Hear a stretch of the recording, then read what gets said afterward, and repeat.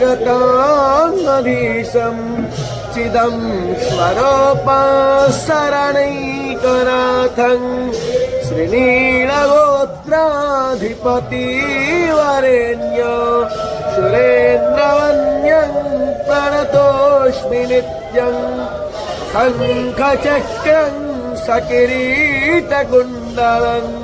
सपीतवस्त्रं शरशिरोभक्षणं सहारवक्षस्थलकौस्तुभास्त्रियं Namami Vishnu शिरसाश्चतुर्भुजम् Om Hari Om नेमाधोमत्पिन्मानः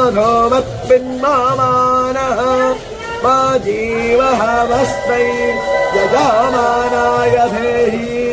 ईड्यश्च सीवन्यश्च was